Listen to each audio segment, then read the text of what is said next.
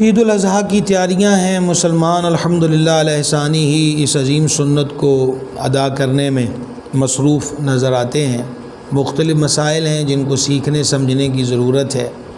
ہر عاقل بالغ مقیم مسلمان جو صاحب نصاب ہو، چاہے مرد ہو یا عورت، اس پر قربانی واجب ہے۔ عمومی طور پر ایسا ہوتا ہے کہ پورے گھر کی طرف سے ایک بکرا ذبح کر دیا جاتا ہے۔ غور کر لینا چاہیے کہ قربانی کس پر واجب ہے، یعنی کون صاحب نصاب ہے، اسی کی طرف سے قربانی ہونی چاہیے۔ بڑے جانور میں بھی یہ بات ملحوظ رکھنا چاہیے کہ اس میں 7 حصے ہوتے ہیں، اور اس میں بھی تعین کر لیا جائے کہ یہ کن کن کی طرف سے قربانی کی جا رہی ہے۔ اس کے علاوہ قربانی کے جو جانور ہیں اس میں جو اونٹ ہے اس کی عمر 5 سال، گائے کی عمر 2 سال، اور اس میں بھینس بھی شامل ہے، اور اسی طریقہ کے ساتھ بکرا، بکری، دمبا وغیرہ ان کی جو عمر ہے وہ 1 سال مقرر ہے۔ ایک دن بھی کم ہوگا تو قربانی نہیں ہوگی۔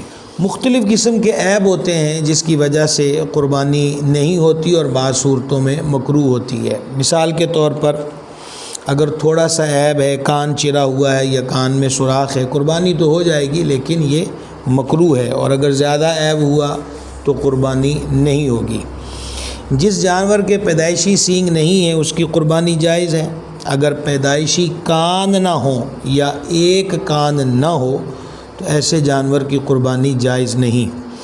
ایسا پاگل جانور جو چرتا نہ ہو، یا ایسا کمزور کہ ہڈیوں میں مغز نہ رہا ہو، اندھا یا کانا یا جس کا کانا پن ظاہر ہے، ایسا بیمار کہ جس کی بیماری ظاہر ہے، ایسا لنگڑا جانور کہ جس کا لنگڑا پن ظاہر ہے اور اپنے قدم سے وہ قربان گاہ تک نہ جا سکے، کان، دم یا چکی 1/3 سے زیادہ کٹے ہوئے ہوں، ناک کٹی ہوئی ہو، دانت نہ ہوں۔ یہاں یہ مسئلہ ہے کہ اگر وہ دانتوں کے بغیر چارہ کھا سکتا ہے تو پھر اس کی جائز ہے قربانی۔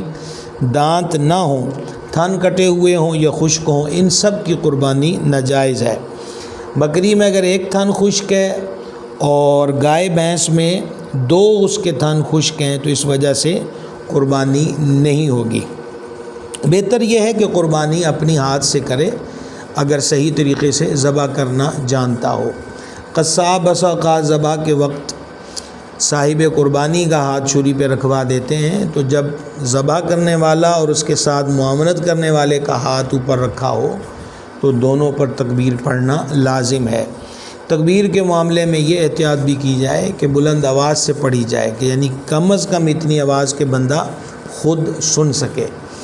جانوروں کو تماشا گاہ نہیں بنانا چاہیے۔ بڑے جانور یا اونٹ کی قربانی، اس موقع پر ویڈیوز بنتی ہیں، لوگوں کا جمگٹا شروع ہوتا ہے، یہ قبولیت کا وقت ہے۔ حدیث پاک میں یہ مضمون موجود ہے کہ قربانی کے جانور کا خون زمین پر آنے سے پہلے وہ قبولیت کے مقام کو پہنچ جاتی ہے۔